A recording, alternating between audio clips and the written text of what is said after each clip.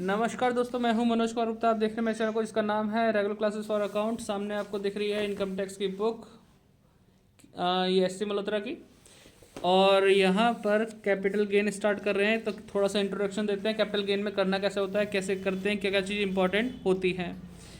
तो इसमें आपको बता देना है इसकी डेफिनेशन क्या है, मतलब क्या है। कैपिटल गेन ये वो गेन होता है जब हम कोई एसेट्स को, पुरानी एसेट्स को जिसने हम इस्तेमाल करते हुए, या फिर हमारी खुद की प्रॉपर्टी जिसे हम बेचते हैं, और बेचने पर जो हमारा फ़ायदा होता है वो हमारा कैपिटल गेन होता है। लेकिन कभी ये मत समझना कि अगर हमने कोई प्रॉपर्टी खरीदी थी सन 2005 में 1 लाख रुपए की, और उस प्रॉपर्टी को 2020-21 में अगर हम बेचते हैं, और उसे बेचते हैं 1 लाख वाली प्रॉपर्टी को 20 लाख में, 1 लाख में खरीद के, और वो हम 20 लाख में बेचते हैं, तो कितने का प्रॉफिट हुआ? 19। यही हमारी गलती है। अगर हम 19 मानते हैं और उसके हिसाब से गेन पे टैक्स देने लगेंगे तो बहुत ज़्यादा टैक्स बन जाएगा, जो कि सही नहीं है। इसको सही करने के लिए जो 1 लाख की प्रॉपर्टी हमने 2005 में खरीदी है, जिसकी वैल्यू जाननी पड़ेगी आज के टाइम में, और आज के टाइम में वैल्यू जानने के लिए हम यूज़ करते हैं इंडेक्स नंबर, जो कि हमें आगे के पेज में मिल जाएंगे इंडेक्स नंबर।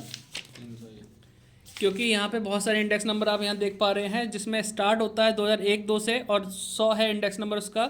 और जो हमारा 21-22 के लिए 317 दे रखा है, 21-22, लेकिन वो करंट वालों के लिए है जो इसमें भरेंगे टैक्स, उनके लिए। लेकिन जो वहाँ हमारी पढ़ाई चलती है वहाँ पे 2020-21 काम आता है, और उसके लिए हमारा क्या है 301 काम आएगा, क्योंकि हमारा असेसमेंट ईयर 21-22 है। उसके लिए प्रीवियस ईयर क्या होता है, उसके लिए प्रीवियस ईयर होता है 20-21।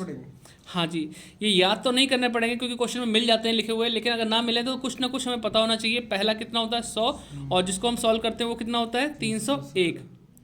301 हमें 301 लेना है इस समय, क्योंकि 21-22 लिखा भले ही है लेकिन अभी यूज़ नहीं करना उसको, ठीक है। वो अगले साल वाले बच्चे यूज़ करेंगे। और इसके बारे में जानकारी दे दूँ कि किस एसेट्स को बेचकर हमें कैपिटल गेन हो सकता है। तो यानी उसके लिए हम कहते हैं कैपिटल एसेट्स क्या होगा, उसे पढ़ते हैं। बाकी आप यहाँ सामने देख सकते हैं बेसिस ऑफ चार्ज इसमें लिखा हुआ है, और इसमें एक चीज़ और लिखी है, capital gain is the 4th head of income. ये चौथे नंबर का हेड होता है।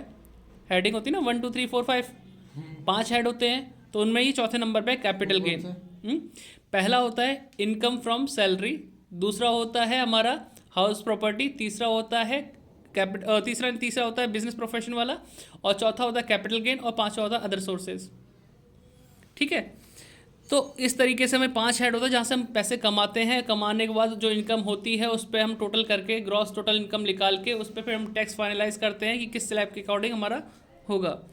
फिर आगे लिखा है इसमें, the basis of charge of is the profit or gain arising from the transfer of capital assets in the previous year, it is taxable under the head capital gain. अगर हमने प्रीवियस ईयर में कोई भी capital assets को बेचा है, transfer किया है, तो उस पर जो गेन होगा वो कैपिटल गेन के अंडर आएगा। इसके लिए हमें बहुत सारी चीज़ सीखनी पड़ती हैं कैपिटल गेन के लिए। Assets transfer should be a capital assets. जो हम एसेट्स को बेच रहे हैं वो कौन सी एसेट्स होनी चाहिए? कैपिटल एसेट्स, यानी कि काफ़ी लंबे समय तक हम उस प्रॉपर्टी को यूज़ करने वाले होने चाहिए। ये नहीं होना चाहिए कि ट्रेडिंग गुड्स हो वगैरह जिसमें हम डीलिंग करते हैं, वो नहीं होना चाहिए। फिर है if should be transferred by assessee in the previous year. जो ट्रांसफ़र कर रहा है, जो इसे बेच रहा है, वो एसएससी होना चाहिए प्रीवियस ईयर में, ठीक है। फिर है there should be profit and gain as result of transfer, यानी जो हम बेच रहे हैं उसका जो मोटिव होना चाहिए प्रॉफिट के हिसाब से होना चाहिए, कि उससे प्रॉफिट या लॉस कुछ भी हो सकता है, लेकिन प्रॉफिट होता है तो ही वो ट्रांसफ़र माना जाएगा, ठीक है, इस कैपिटल गेन के अकॉर्डिंग। अगर ऐसा नहीं हो कि हमने फ्री में किसी को दे दिया, उस पर क्या गेन होगा? कुछ नहीं। अब आता है कैपिटल एसेट्स का मीनिंग क्या है, ठीक है, शॉर्ट बताने की कोशिश करेंगे। Property of any kind held by SSC, कोई भी प्रॉपर्टी जो एसएससी के पास है, whether connected with his business profession or not, चाहे वो बिजनेस से कनेक्टेड हो या ना हो, इस तरह से।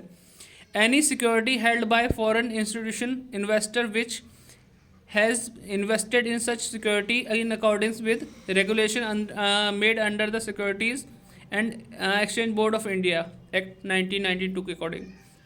किसी भी फॉरेन एक्सचेंज में हमने अगर वो इन्वेस्टमेंट कर रखा है, वो भी चीज़ मानी जाएगी इसके अंदर। Any unit linked insurance policy to which exemption under clause 10D of section 10 does not apply. मतलब अगर यूनिट लिंक इंश्योरेंस पॉलिसी है तो उसके लिए भी देखना पड़ेगा कि एग्जाम्पशन है कि नहीं है इस सेक्शन के अकॉर्डिंग। फिर आगे बोलते हैं कैपिटल एसेट्स में बी मूवेबल और इमूवेबल, यानी कैपिटल एसेट्स आपकी जो हो सकती है मूवेबल, एक जगह से दूसरी जगह मूव करने वाली भी हो सकती है, इमूवेबल मतलब इसे हिलाया नहीं जा सकता उस तरह से। टेंजिबल और इंटेंजिबल, टेंजिबल जैसे हम देख सकते हैं छू सकते हैं, इंटेंजिबल जैसे देख नहीं सकते छू नहीं सकते। फिक्स या फ्लोटिंग मतलब कैसी भी एसेट्स हो सकती है जिनके बारे में थोड़ा सा एग्जाम्पल के तौर पर दे रखा है। Capital assets include land, land मतलब जमीन, building, plant, machinery, investment, goodwill और लीज होल्ड, राइट और ज्वेलरी, शेयर्स, मैन्युफैक्चरिंग लाइसेंस, ये सब हमारी कैपिटल एसेट्स हो सकती है। इन्हें बेचने पे हमें जो गेन होगा, कैपिटल गेन होगा, उसके हिसाब से टैक्स देना पड़ेगा, लेकिन वहाँ हमें कैटेगराइज करना पड़ेगा कि कौन सी शॉर्ट टर्म है कौन सी लॉन्ग टर्म है। इसमें भी एग्जेम्पशन दे रखा है, एक्सेप्शन दे रखा है कि भाई हमें बताया कैपिटल एसेट्स तो ठीक है हम मान लेंगे, लेकिन कुछ ऐसी चीज़ें भी हैं जो हमारी पर्सनल एसेट्स भी हो सकती हैं, ट्रेडिंग गुड्स भी हो सकता है, उन्हें भी थोड़ा पढ़ना पड़ेगा। तो हमने यहाँ तक पढ़ लिया प्रॉपर्टी। अब इसमें प्रॉपर्टी में भी वर्ड यूज़ किया गया है। Property include any right or in a relation to an Indian company including rights of management and control, ज़्यादा तो ये कुछ है नहीं मैटर, छोड़ो। एक्सेप्शन पे आ जाते हैं। The term capital asset does not include the following, capital assets में कौन कौन सी चीज़ इंक्लूड नहीं होती, कई बार ये देखना पड़ता है। Commercial goods, commercial goods, any stock in trade other than security mention be, जो स्टॉक इन ट्रेड ऊपर बोला ना उससे अलग हटा के बोला गया है। कंज्यूमर स्टोर या raw material held for the purpose of his business और प्रोफेशन, कोई भी स्टॉक इन ट्रेड हो, मतलब हम मान लो कोई चीज़ बेचते हैं, कभी कभी बेचते हैं तो बात अलग है, लेकिन अगर उसका बिजनेस कर रखा तो वो ट्रेडिंग गुड्स होगा, वो कभी कैपिटल एसेट्स नहीं हो सकता। सपोज करो जैसे कि तुम्हारे घर की रखी हुई ज्वेलरी है, बहुत पहले मिली है, पुरखों दादा वगैरह से मिली हुई है ज्वेलरी है, और उसे घर के लोग पहनते हैं और उसे तुम बेचने लगो, उस पर होने वाला गेन कैपिटल गेन हो सकता है। लेकिन तुम्हारी दुकान ही सुनार की हो बाई चांस, तो फिर तो डेली बेचना खरीदना रहेगा, तो वो तो आपका ट्रेडिंग गुड्स हो गया।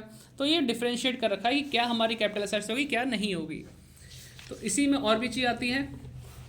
मूवेबल एसेट्स बोल रखा है फॉर पर्सनल यूज़ के लिए, इसमें movable assets including wearing cloth, furniture, ये सब हमारी कैपिटल एसेट्स नहीं होंगी, तो रोज़ बेचने वाली चीज़ है, मतलब पहनने वाली चीज़ है। Held for personal use by assessee or any member of his family dependent on him, दस अ कार, जैसे कार के बारे में बात की गई, कार और any vehicle, refrigerator, television, laptop, electrical appliances are included in this. ऐसी चीज़ें जैसे कार हो गई, आपका कोई मोटरसाइकिल हो गई, रेफ्रिजरेटर हो गया, टेलीविज़न हो गया, इन्हें बेचने पे आपको कोई कैपिटल गेन का कैटेगरी नहीं लगेगा, ठीक है, ध्यान रखना इसमें। एक्सेप्शन, इसमें भी एक्सेप्शन दे रखा है। The following assets will not be treated as personal assets and liability to be pay tax. लेकिन अगर पर्सनल एसेट्स हैं हमारे पास, लेकिन उनमें से कुछ ऐसी चीज़ें होती हैं जो कि हमारी कैपिटल एसेट्स मानी जा सकती हैं, जैसे कि आर्कियोलॉजिकल कलेक्शन, पुरातत्व वाली पुरानी मूर्ति जैसे हम खरीद लेते हैं ना, उस टाइप की ड्राइंग हो गई, पेंटिंग हो गई, स्कल्पचर्स हो गए, या फिर any work of art, jewellery for personal use. ये तो हमें पता ही है, ज्वेलरी अगर हमारे पास है पर्सनल एसेट भले ही है, लेकिन उसे बेचने पे कैपिटल गेन वाला मैटर बनेगा, ठीक है। ऑर्नामेंट के बारे में भी बोला, ज्वेलरी में गोल्ड की हो, सिल्वर की हो, थोड़ा पढ़ लेना इसमें ध्यान से। एक पॉइंट आता है एग्रीकल्चर लैंड, ठीक है। एग्रीकल्चर लैंड के लिए बोला गया होता है, जैसे कृषि भूमि होती है, ज़मीन होती है, उसे हम बेचते हैं, बेचने पे हमें क्या होता है, फ़ायदा भी होता है, लेकिन किस प्रॉपर्टी को बेचने में फ़ायदा होगा या फिर कैपिटल गेन होगा वो इस अंडर आएगी नहीं आएगी, उसके लिए हमें यहाँ दे रखा है लिमिट। अगर बात बोली जाए, जैसे बाकी तो तुम पढ़ते रहोगे यहाँ पे, लेकिन मेन है 10,000। ऐसी जगह पे आपकी प्रॉपर्टी है, ऐसी जगह पे ज़मीन है जहाँ की आबादी 10,000 से ज़्यादा है, 10,000 या 10,000 से ज़्यादा है, तो उसे बेचने पे कैपिटल गेन के अंडर आएगी।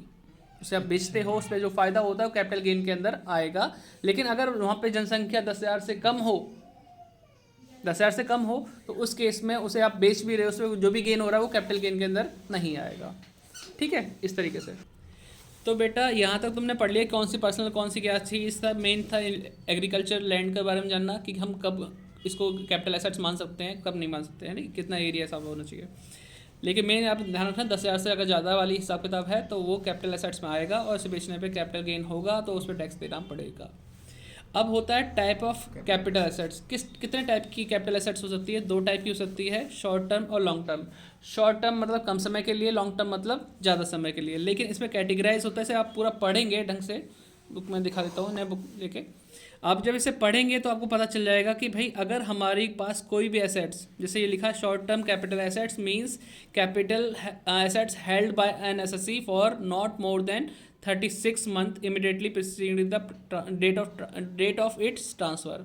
बेचने से पहले अगर कोई भी एसेट्स 36 महीने से ज़्यादा नहीं रही, 36 महीने से कम रही है हमारे पास, तो वो कहलाएगी शॉर्ट टर्म। 36 महीने मतलब 3 साल, मतलब अगर 3 साल के कम, अगर 3 साल से कम रही है कोई भी एसेट्स हमारे पास बेचने से पहले, तो शॉर्ट टर्म कैपिटल एसेट्स कहलाएगी। उस पर होने वाला गेन भी शॉर्ट टर्म होगा। लेकिन ये 36 महीने जो बोला गया है, 36 महीने वाली बात, ये कहीं कहीं चीज़ बदल जाती है। कैसे, यहाँ पे बात करते हैं। ये तो शॉर्ट टर्म हो गया, ठीक है। ये लिखा exception in the case of financial assets being securities other than unit listed in a recognised stock exchange.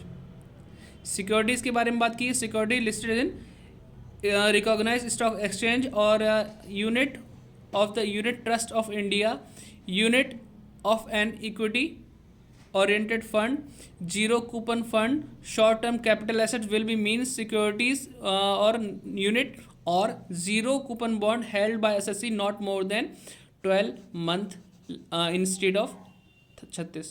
अगर बात की जाए इन सिक्योरिटीज़ के लिए, यूनिट ट्रस्ट बॉन्ड के लिए, यूनिट और शेयर, इनके शेयर डिवेंचर किसी भी बात मान सकते हैं हम, इनके लिए हमारी पास जो 36 महीने की लिमिट है वो कितनी मानी जाएगी, 12 महीने।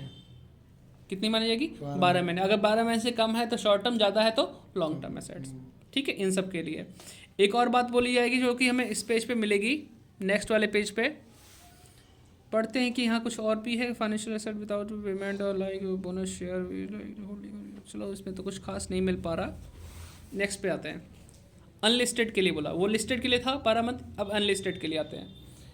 तो यहाँ लिखा if unlisted share not listed in recognized exchange stock exchange in India of a company or land building both। Unlisted share वो लिस्टेड थे तो 12 महीने, अनलिस्टेड शेयर लैंड बिल्डिंग अब both is held by SSC not more then 24 month. यहाँ पे कितना बोला, 2 साल। अगर 2 साल से ज़्यादा नहीं रही है, 2 साल से कम रही है, तो वो आपका शॉर्ट टर्म, बाकी के लॉन्ग टर्म, ठीक है। Immediately preceding short term capital gain, मतलब ये 24 महीने से कम रही है। अनलिस्टेड शेयर की बात बोलिए, लैंड और बिल्डिंग दोनों के लिए, बाकी सब के लिए 36 महीने है, लेकिन इन तीनों के लिए आपको 24 मंथ है। और लिस्टेड वाली बात आ जाता है तो 12 महीने का हिसाब रहता है, ठीक है। और तो इसमें कुछ नहीं बोला है। प्रोफेशन विच इज डेप्रिशिएट, और एक और चीज़ बोली, लास्ट लाइन भी इंपॉर्टेंट है, assets use for business and profession on which depreciation is allowed on the basis of WDV। कोई भी एसेट्स है जिसको हम यूज़ कर रहे हैं उस पर डेप्रिशिएशन WDV के अकॉर्डिंग लगती है, तो उस पर होने वाला लाभ भी शॉर्ट टर्म कैपिटल गेन होगा, और वो शॉर्ट टर्म कैपिटल एसेट्स ही मानी जाएगी जिस पर भी WDV के अकॉर्डिंग टैप लगता है या WDV की वैल्यू दे रखी हो, ठीक है। तो ये सब चीज़ होगी हमारे पास। लॉन्ग टर्म के लिए क्या है, बस इसका उल्टा कर दो जो हमने पढ़ा है। नॉर्मल एसेट्स की अगर डेफिनेशन के हिसाब से देखा जाए, जो भी एसेट 36 महीने से ज़्यादा, 3 साल से ज़्यादा रहेगी, वो लॉन्ग टर्म कैपिटल एसेट्स कहलाएगी। लेकिन लिस्टेड शेयर के लिए वो चीज़ थी हमारी 12 महीने, और अनलिस्टेड शेयर और लैंड बिल्डिंग के लिए है 24 महीने। अगर 24 महीने से ज़्यादा रही है तो लॉन्ग टर्म कहलाएगा। लेकिन कुछ और भी बात बोली इसमें, in case of land and building, land and building के लिए बोला गया इफ़ ट्रांसफ़र अप टू 31 मार्च 2017, अगर ट्रांसफ़र आपने इस समय के आसपास किया है तो 36 महीने माना जाएगा। इफ़ ट्रांसफ़र आफ्टर, मतलब ट्रांसफ़र मतलब था सेल करना, अगर हमने किया है 1 अप्रैल 2017 के बाद तो 24 महीने। और मोस्टली हमारा जो क्वेश्चन का प्रीवियस ईयर है वो क्या चलेगा भाई, असेसमेंट ईयर 21-22 है तो 20-21, हम 20-21 में ही सेल कर रहे होंगे, अक्सर हम इसी में करेंगे, तो उसके हिसाब से हमें 24 महीने ही लेना पड़ेगा। अगर हमने पहले कभी सेल करी हो तो उसके हिसाब से वो 36 महीने मानी जाएगी। तो थोड़ा इन चीज़ों को ध्यान रखना। तो शॉर्ट में समझाने की कोशिश की, इसमें मेन पॉइंट कौन से लगेंगे। अब आते हैं थोड़ा सा इसके फॉर्मेट के बारे में।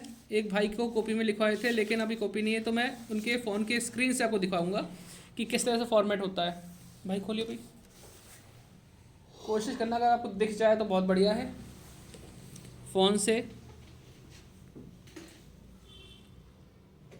कौन सा है, एक तो ये था फोटो, ये फ़ोटो था, एक और था,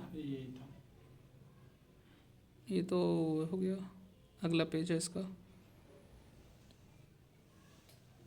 ठीक है, तो देखो बेटा आपको यहाँ दिख रहा होगा थोड़ा बहुत सही से, ठीक है। ये फॉर्मेट नोट डाउन कर लेना।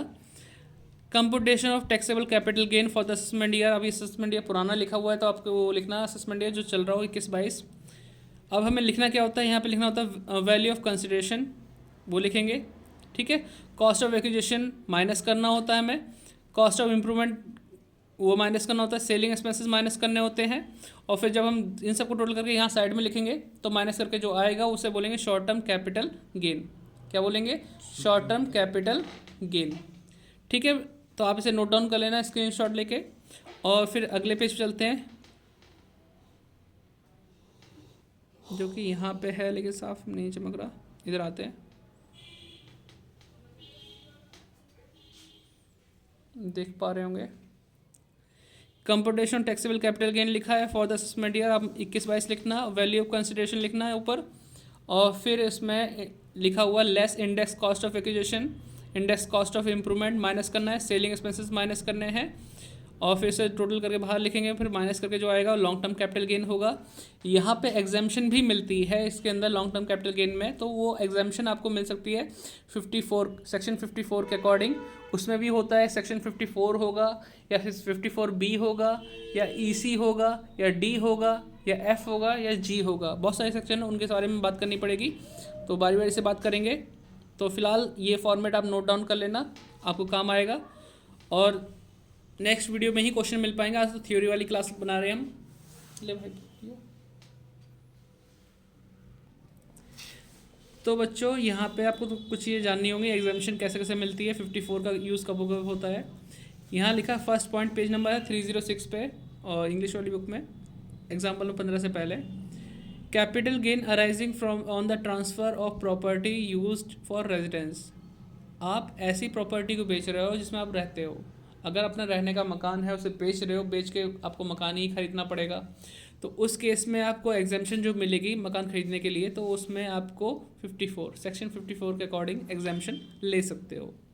कब? जब आप रहने का मकान बेचो और बदले में मकान खरीदो, या फिर तुम उसको पैसे को कैपिटल गेन स्कीम में लगा दो। तो इसके बारे में पूरा पूरा आपको पढ़ना पड़ेगा आराम से, रिलैक्स होकर। इसकी लैंग्वेज बहुत आसान है, जल्दी समझ में आ जाएगी। तो ध्यान रखना, अगर आपने मकान बेच के मकान वगैरह खरीदा है तो उसके एग्जाम्पशन लेने के लिए सेक्शन 54 यूज़ होगा। इसी तरीके से पेज पलटते हैं तो एक और सेक्शन हमें मिलता है 54B, ठीक है, ये लिखा है नंबर 2, इसके बारे में पढ़ना पड़ेगा। Capital gain arising from transfer of agriculture land. Agriculture land को अगर बेचते हो, एग्रीकल्चर लैंड खरीदते हो बदले में, तो उस पर होने वाला एग्जाम्पशन जो होगा सेक्शन 54 का यूज़ होगा, और उसमें आपको सारी डिटेल दे रखी कितने महीने के बीच में आपको या कितने साल के अंदर वो खरीद लेना चाहिए। अदरवाइज़ अपने पैसे को कैपिटल गेन अकाउंट स्कीम में जमा कर सकते हो तब तक जब तक आप नहीं खरीदते, ठीक है। तो सेक्शन 54 का यूज़ होगा, आगे तक ध्यान रखना। फिर आता है हमारे पास सेक्शन 54D, मतलब third point, capital gain on compulsory acquisition of land and building. कभी भी सरकार किसी भी ज़मीन का, किसी भी बिल्डिंग का अधिग्रहण कर रही हो, मतलब उसका प्रोजेक्ट आ रहा है, उसके प्रोजेक्ट के अंदर तुम्हारे जैसे रोड बनने वाली कहीं पे और तुम्हारे खेत आ गया, तो तुम्हारी ज़मीन ले लेंगे वो लोग, कंपलसरी एक्विजिशन कर लेंगे। या फिर बिल्डिंग आ रही है तुम्हारी, तो बिल्डिंग को एक्वायर करेंगे, वो समतल बना के तोड़ ताड़ के अपना काम निकाल लेंगे। लेकिन इसके चक्कर में तुम्हें क्या मिलेगा? सरकार से मुआवजा मिलेगा। उस मुआवजा से आप क्या खरीद सकते हो? अपना मकान वगैरह कुछ भी खरीदना खरीद लो, लेकिन उस पैसे का यूज़ करते हो तो एग्जाम्पशन मिलती है 54D के अकॉर्डिंग। तो आप इसके बारे में 1 to 1 सारा कुछ पढ़ना ज़रूर, बिना पढ़े आगे मत पढ़ना, क्योंकि बिना पढ़े आधी अधूरी नॉलेज बहुत खतरनाक होती है। तो मैं तो बस नॉर्मल बता रहा हूँ कब क्या यूज़ करना है, 54 कब करना है, 54B कब करना है, 54D कब करना है। डी के बाद आता है यहाँ पे अगला फोर्थ पॉइंट है capital gain arising from the transfer of a long term capital assets invested in long term specific assets. तब देखो यार, लॉन्ग टर्म कैपिटल एसेट्स को अगर आपने बेचा है ना, और उसको पैसे को भी आप long term capital gain assets में ही ट्रांसफ़र कर रहे हो, तो उसके लिए क्या होगा? 54EC काम आएगा।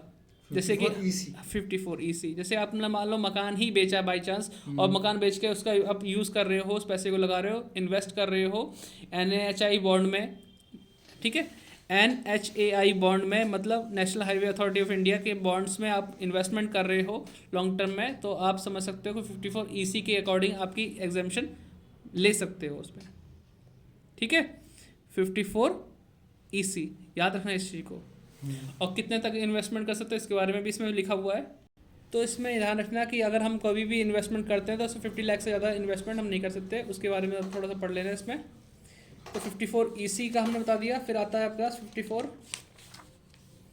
कहाँ गया, ये रहा 54 EE भी है और F भी है। F का ज़्यादा यूज़ होता है, ध्यान रखना। Exemption from long term capital gain on an investment of consideration in A residence house.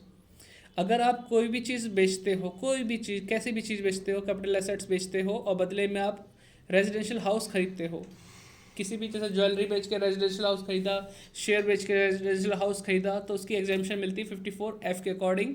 और इसमें ये फॉर्मूला भी यूज़ होता है, ध्यान रखना। उसकी भी कंडीशन होती है कि भाई हमारी जो नई प्रॉपर्टी की जो कीमत है वो कंसिडरेशन से ज़्यादा है या कम है, या फिर उसका गेन किस तरह से होगा। तो ये पढ़ना ज़रूरी है।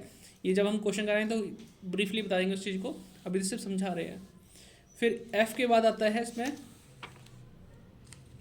लास्ट पॉइंट आएगा 54G, 7 पॉइंट है इस पेज पे, 316 नंबर पेज पे। 54G का यूज़ होता है exemption of capital gain of transfer of assets in case of shifting of industrial undertaking from the urban area.